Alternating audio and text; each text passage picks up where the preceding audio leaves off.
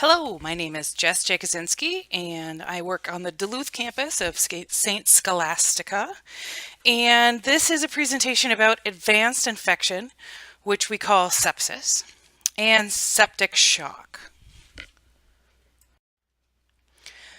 For your own information, I did include this YouTube link to give you a quick review of the roles of infection and inflammation and about how they work in general in the body.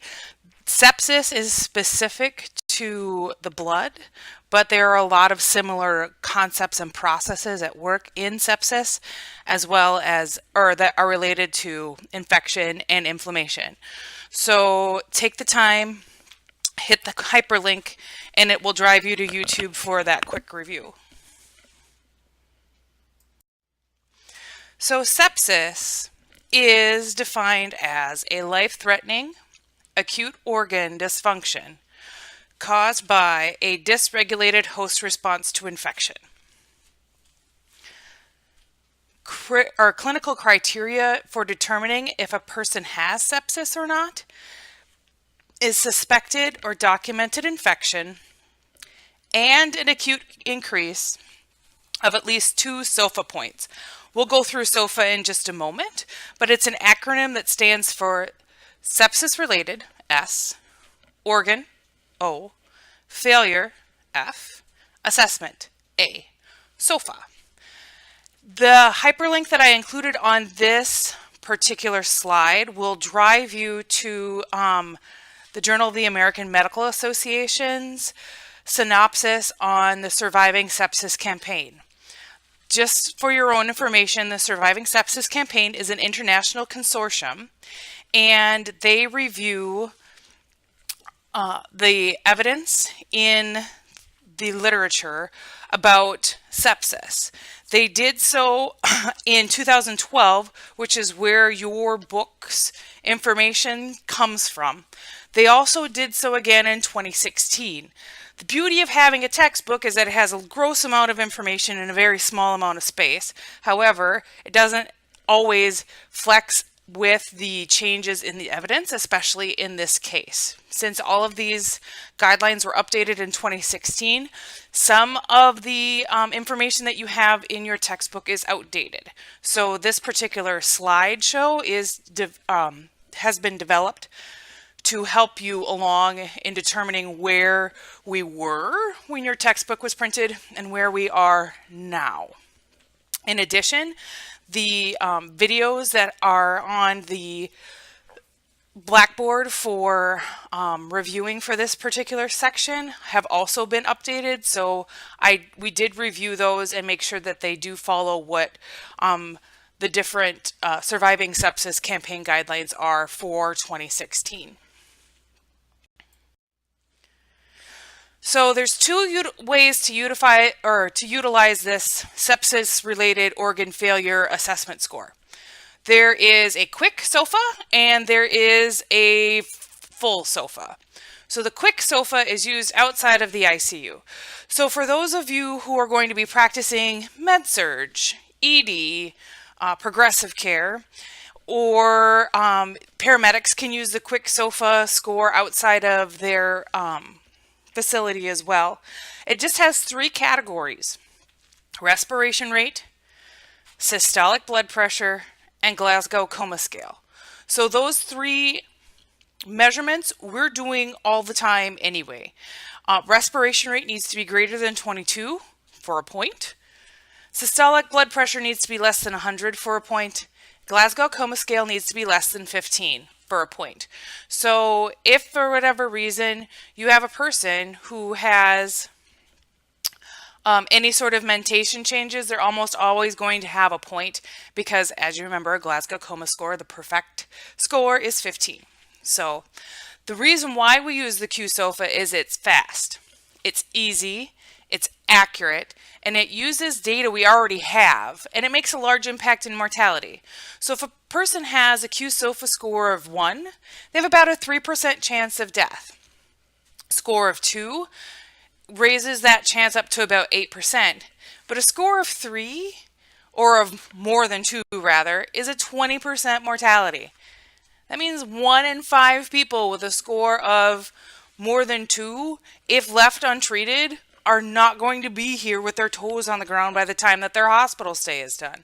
That's why the Q-SOFA is being used as much as it is.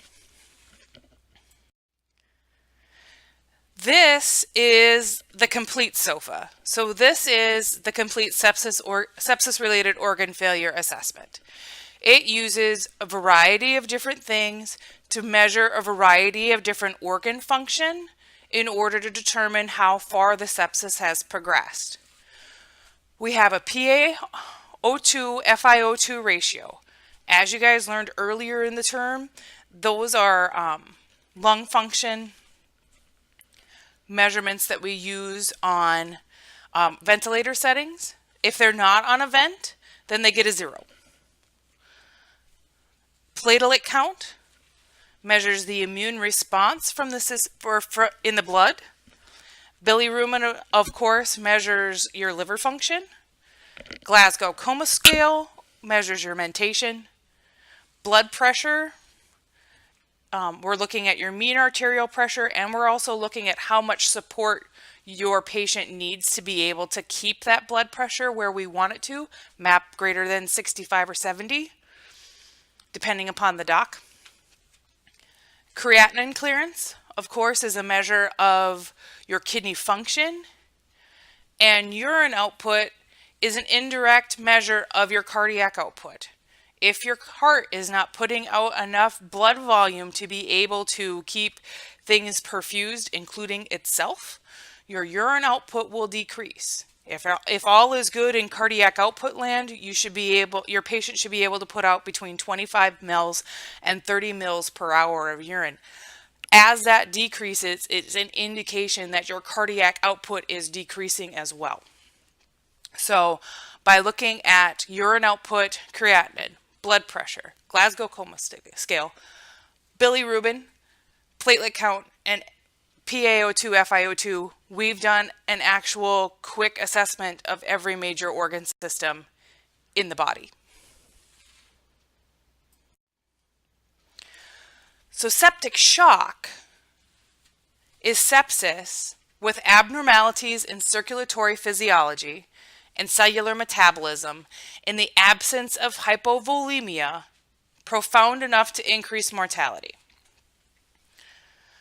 Basically, it's persisting hypotension requiring the use of vasopressors to maintain a mean arterial pressure, a MAP, greater than 65, and a serum lactate of 2 millimoles per liter despite adequate volume resuscitation.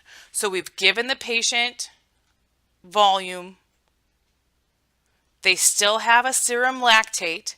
That serum lactate is a measurement that goes up when your cells aren't getting the proper oxygenation, and they're going through that anaerobic metabolism, the lack of oxygen metabolism. Lactate is a definite byproduct of that anaerobic metabolism. So it's persisting hypotension requiring the use of vasopressive medication, Levophed, dobutamine, epinephrine, to maintain a MAP, a mean arterial pressure of 65 or greater, and there is a serum lactate of greater than 2 millimoles per liter after we've given them adequate volume resuscitation. So septic shock is also in the category of distributive or circulatory shock. Other causes of distributive shock are anaphylaxis and neurogenic, where the sympathetic and the parasympathetic system malfunction due to some sort of injury or trauma or insult. So, in septic shock, there is a precipitating event. That precipitating event in sepsis is a blood infection. That blood infection, part of the inflammation process is vasodilation and activation of the gross inflammatory response. That activation of the gross inflammatory response and the vasodilation causes a maldistribution of intravascular volume. Because this infection is throughout the entire system, Every vessel in the system goes through vasodilation. Every area of the body is going through that activation of the inflammatory response, which causes a maldistribution of the intravascular volume. Basically, all of the different volume that they have in their body is leaking into the interstitium and not staying in the vessels where we want it to be. This, of course, creates decreased venous return. The veins can't return what it is that isn't there. That decreases the cardiac output. Because the heart muscle doesn't have anything to push out, that decreases tissue perfusion. And then we have this loop of decreased venous return, decreased cardiac output, decreased tissue perfusion, decreased venous return, decreased output, decreased tissue perfusion. This loop needs to be broken at some point in time by antibiotics, by vasopressive medication, and by interventions to be able to get that root infection gone. Sometimes this involves surgery because there's several different sources for sepsis, and we'll go through those in just a second. Once you recognize that you are in this loop, you have a Q-SOFA score of greater than 2. You have a respiration rate greater than 22. You have a systolic blood pressure less than 100. You have a Glasgow coma score of less than 15. There's a 3-hour bundle and a 6-hour bundle. You do not wait 6 hours after the 3-hour bundle. They happen concurrently. So the minute you recognize that you have a Q-SOFA score of greater than 2 is when these two bundles start. Within 3 hours, we need to get a serum lactate level. We need to get blood cultures drawn. And we need to start broad spectrum antibiotics. We also need to rehydrate. So you want to do the lactate and the blood cultures before you do the antibiotics and the rehydration. Let me say that again. You want to get your blood cultures and your lactate level before you start your antibiotics and before you start your rehydration.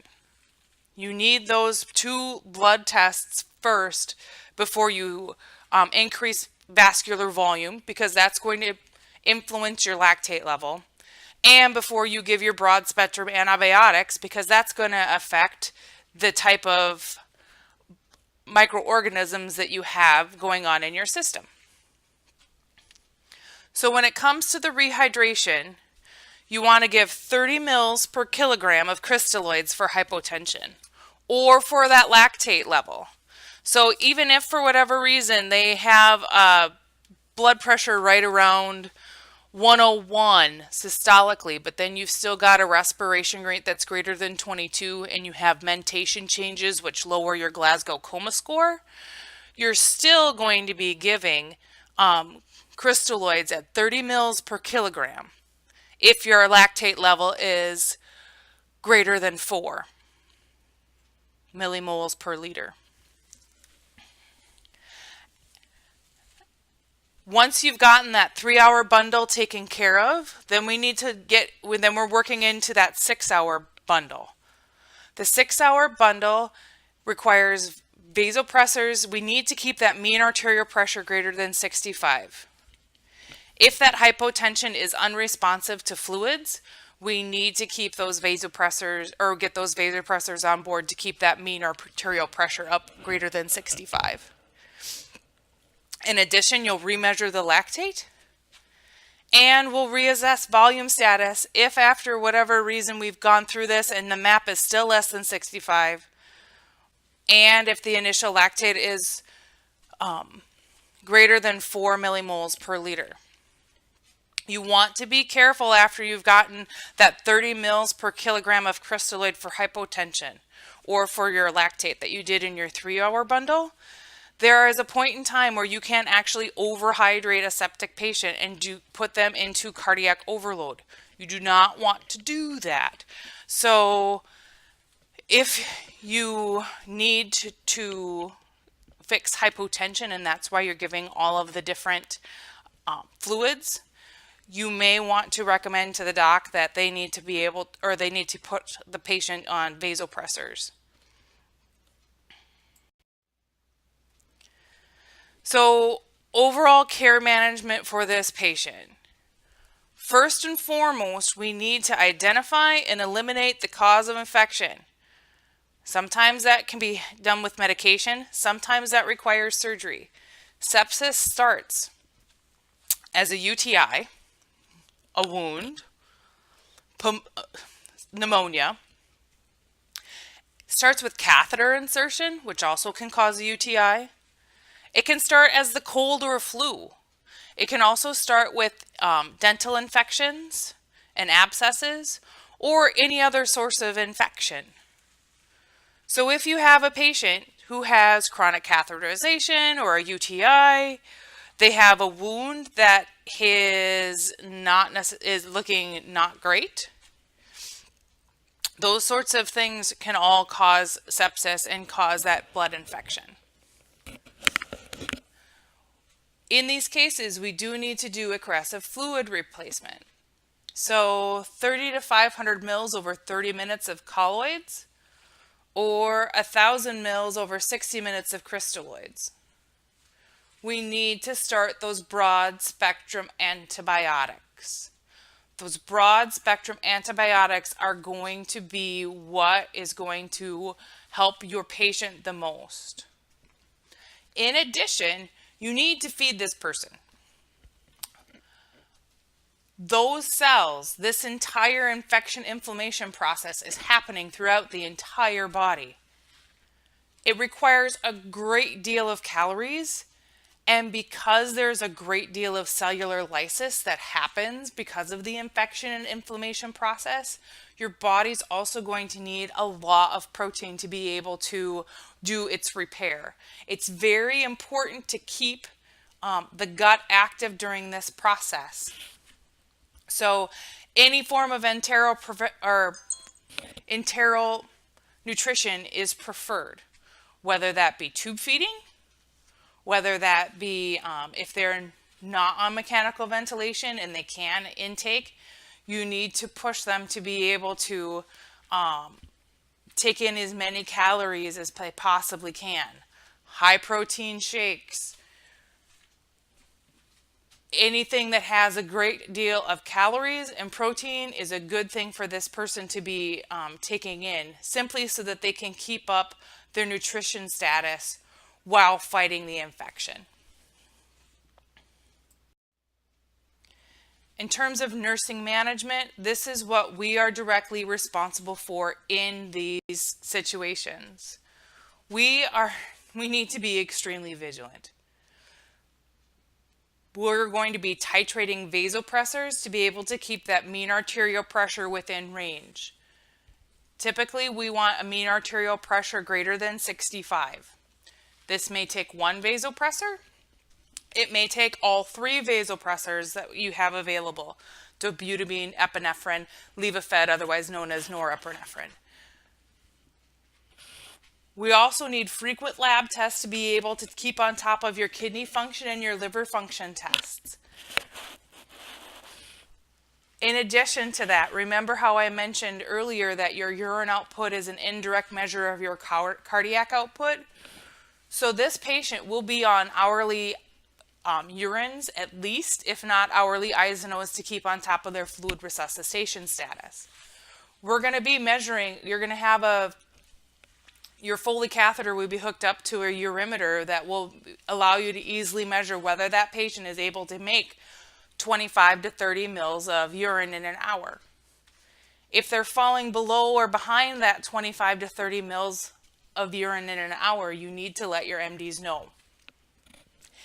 In addition to being vigilant and keeping on top of your titration and your lab tests and your hourly ins and outs, you're going to be administering IV fluids and lots of medications. It is not uncommon for, in addition to up to 3 different vasopressors, for you to be administering 3 or 4 different types of antibiotics for this particular patient. We're going to be hitting them with the biggest, broadest antibiotics that we have, and we're going to be doing it with everything that we can think of. So we're not just giving antibiotics, we're also giving antifungals. We may also be giving antivirals. If the source appears to be respiratory, we are especially giving antivirals. If the source appears to be perhaps a wound, then we're going to be doing a lot more antibiotics and antifungals. We're also going to need to do aseptic technique for anything invasive. So this is where instead of doing a regular clean IV insertion, you may need to do a sterile IV insertion. We also may need to pull and replace old IV lines. There are times where the Foley catheter or the CVAD is the source of infection. So we may need to pull those, and you may need to cut the tips off for culture and send those down to the lab, and then they may need to be replaced. If your patient is on mechanical ventilation, if they're intubated, you will also need to do good oral care. Because we have interfered with some of the body's. So let's run a case study just to apply what we've learned in the PowerPoint. So Ione Anderson is a 52-year-old female in the ED. She's complaining of lower abdominal pain. She has a fever. She has a cloudy, foul urine and a change in mental status. Her history is MS with ambulatory dysfunction and chronic urinary catheterization. So here are her vital signs. She has a temp of 36. Her heart rate is 118. Her respiration rate is 28. Her blood pressure is 92/56 with a MAP of 68. And her Glasgow Coma Scale is 13. So going back to that Q-SOFA, the criterion we look at for Q-SOFA scores are systolic blood pressure, respiration rate, and Glasgow Coma Score. So we have a Glasgow Coma Score of 13, that gets her 1 point. We have a respiration rate of 28, that's greater than 22, so she gets a point. And we have a blood pressure less than 100. Her systolic blood pressure is 92. So her Q-SOFA score is 3. Does Ione Anderson have probable sepsis? Yes, she does. She has a Q-SOFA score of greater than 2. And remember, greater than 2, if left untreated, is a mortality rate of 20%. So Ione has sepsis due to probable UTI with probable life-threatening organ dysfunction. Her next set of vitals revealed a temperature of 36.2, a heart rate of 122, respiration rate of 26, blood pressure of 80/40 with a mean arterial pressure of 53, and she's 64 kilos. When she came in, the ED drew a rainbow and they found her white blood cell count is 15.5 and her lactate is 3.6. So going by the 3-hour bundle, what do you anticipate for the next steps? Going back to that 3-hour bundle. So we already have a lactate drawn, so we don't need to do that. We do need to draw one other thing before we start doing any interventions. And if you guessed blood cultures, you would be correct. So we need to have some blood cultures drawn. The next step after we get those 2 blood tests drawn is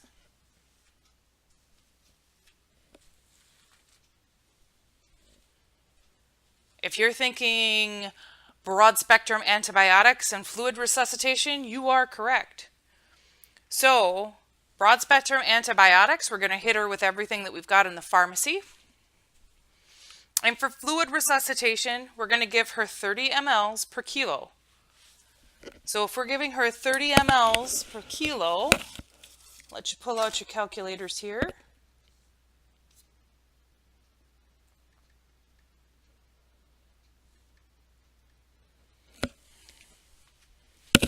So if she weighs 64 kilograms and we're supposed to give her 30 mLs per kilogram, we're going to be giving her fluid resuscitation of at least 1,920 mLs.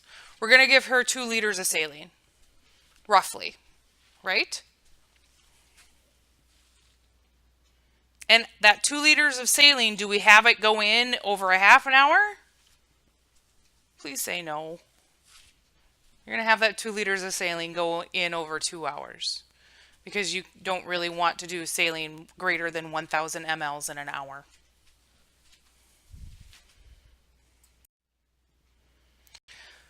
So Ione Anderson gets 2 liters of saline over 2 hours. Resulting blood pressure is 84/40 with a MAP of 55. Provider thinks maybe she could still use another bolus, so they give her another 1 liter bolus over an hour. Her blood pressure does not change. So they insert a CVAD. The repeat lactate is 2.2. So they start Levophed at 5 mics per minute to help establish and maintain a mean arterial pressure of greater than 65. With this information here, she's been unresponsive to fluid resuscitation. She has a repeat lactate of 2.2. Does she qualify for septic shock according to the Journal of American Medical Association and according to the Surviving Sepsis campaign?